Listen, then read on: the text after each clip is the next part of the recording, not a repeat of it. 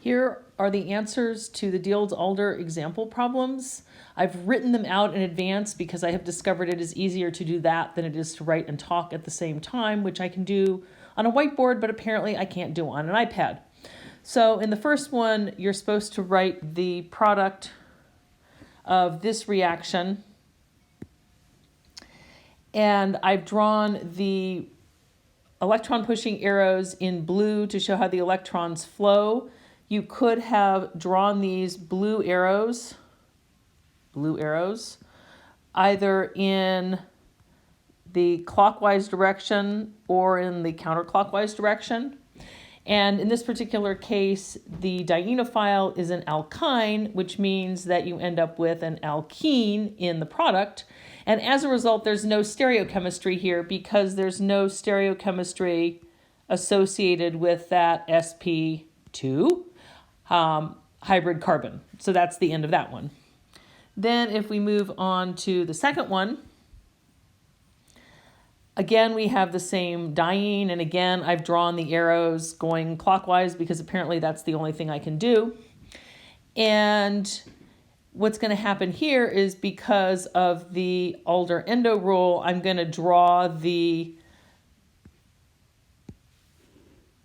bonds, that sort of the new bonds to make the ring. Well, not the new bonds, but I'm going to draw the ring tucked up underneath the other ring.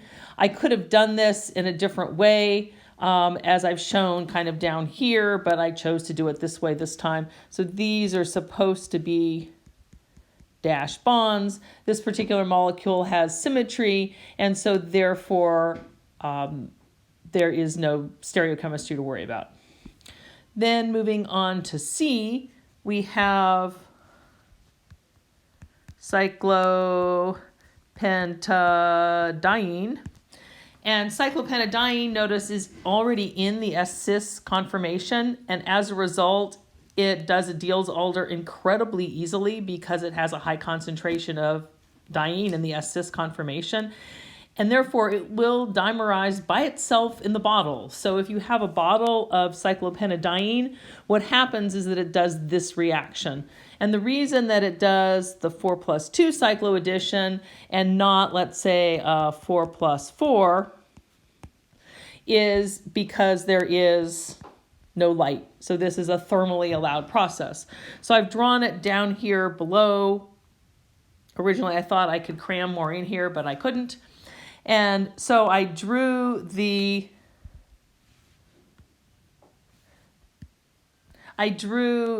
diene somewhat suggestively so that it's going to be easier to draw that bridgehead.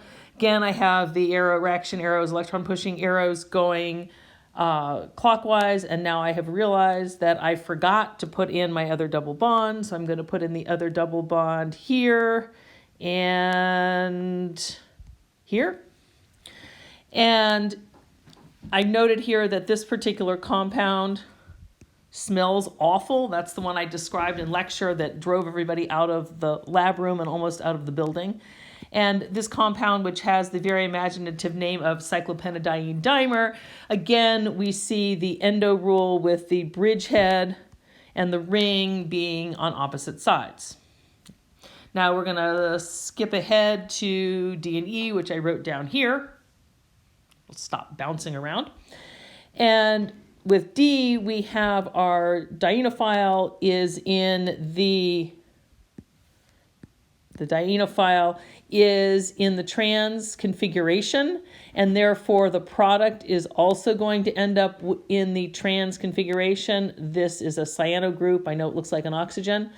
And here you're going to get this particular compound plus its enantiomer.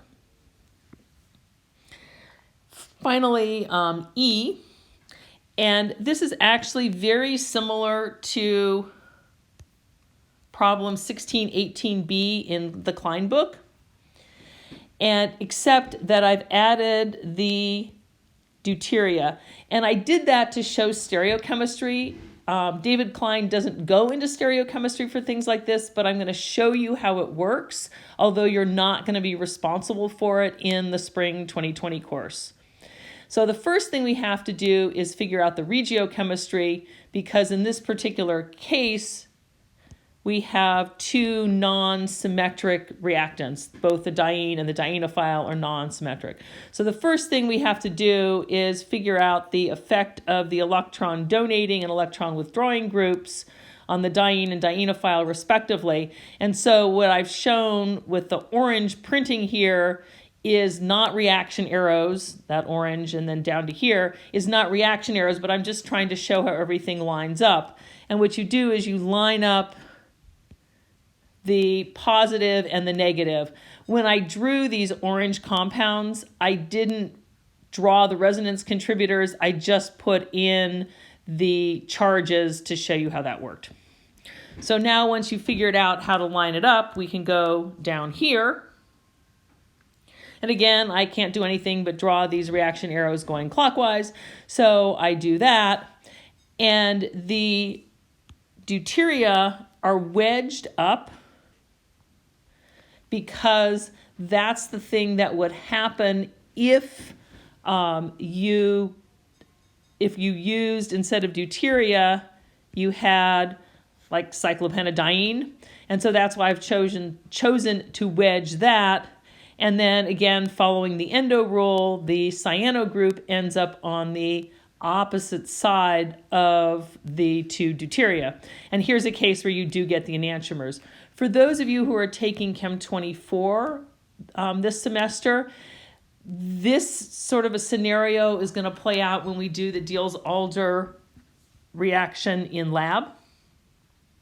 And I've made a note again that this is problem 1618b with the deuteria added, and also that you're not responsible for the stereochemistry. I could ask you about regiochemistry.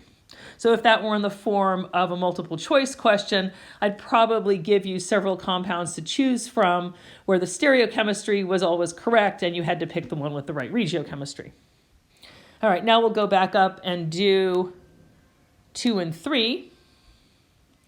And so in question 2, you need to figure out which of these dienes is more reactive in a Diels-Alder. And really, it comes down to which one can more easily achieve the S-cis conformation. And so you have to rotate around these two bonds that are between the two alkenes.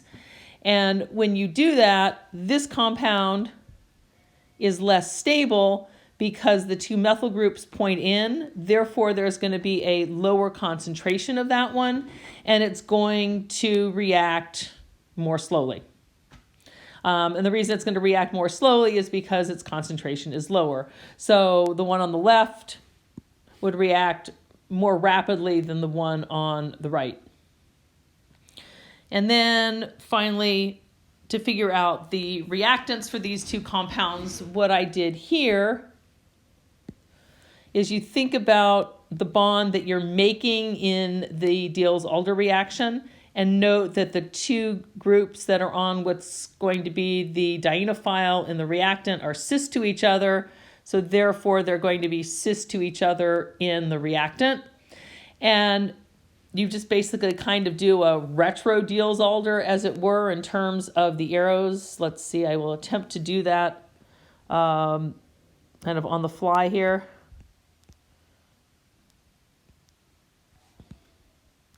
So that would be a retro Diels-Alder, and then that's going to give you this compound, and again, that compound.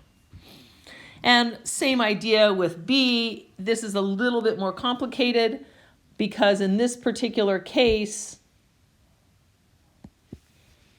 we've made a bicyclic compound. So there are the bonds that we're going to make in order to make this compound, or if you want to think about it in terms of a retro Diels-Alder, the ones we break to go back that away. And here again, the two aldehydes are cis to each other, so they're also going to be cis to each other in the reactant. And so the diene reactant is cyclopentadiene, and then this is the dienophile reactant that will combine to make this compound. Notice that this particular problem is the complement of 1D. So in 1D, I had the same two reactants, except that the dienophile had the two groups trans as opposed to cis. So that gives you a way of seeing the comparison there.